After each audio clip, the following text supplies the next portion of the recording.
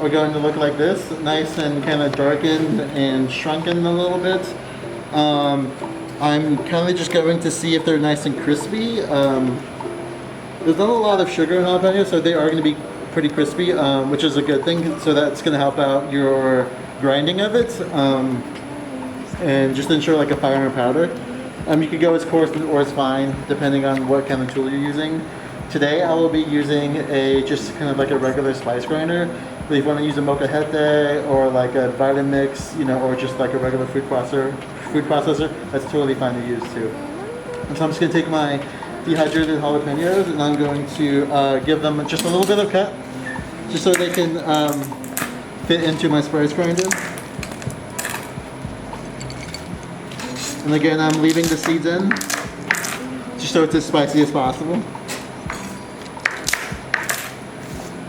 And you will notice that I am wearing gloves. I'm just kind of saving myself, an accident.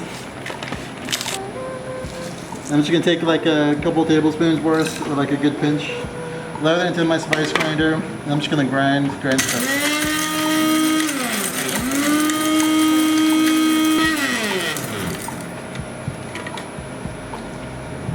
I'm going to grab a container, and you don't want to fill up the spice grinder too much, so you're going to go kind of a little bit at a time.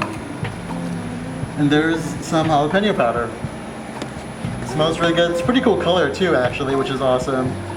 And so I'm just going to continue with the rest of the jalapenos.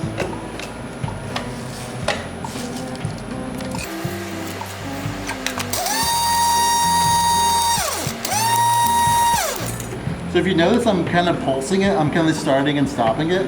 That kind of helps out the jalapenos settle and kind of gets them to be moving them around, just so you get a finer grind. A finer grind, and I guess more of a consistent grind too.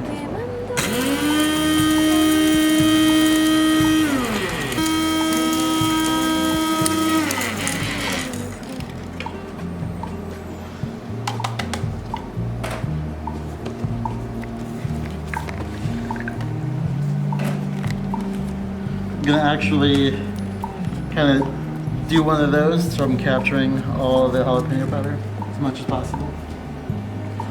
And there you go. There is some jalapeno powder. Nice and green. It smells very spicy, which is what I was looking for. So that's really cool. So I'm going to add additional spices.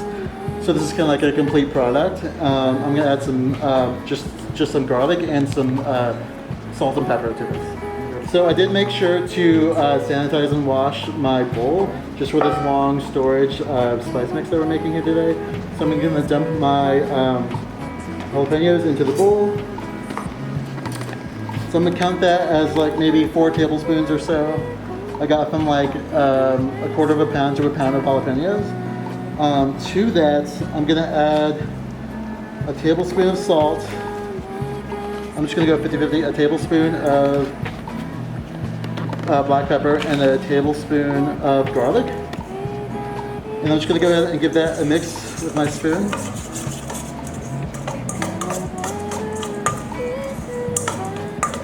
So you can see I have a little bit of chunks there. If you want, you could pass this through, a sieve or some kind of, filter that's going to make it very consistent. But I kind of like it, chunky. I think that's kind of cool. I'm just going to go ahead and give that a mix. Make sure you taste this and make sure it's salty enough or garlicky enough, and just kind of customize it that way. I'm going to mix this. I mix this and I'm going to pour this into my container.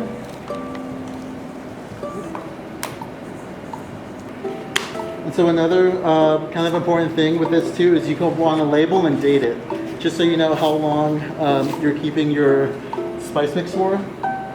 And so I just have some tape and the marker. I'm just going to label this jalapeno spice mix. And this is just some painter's tape.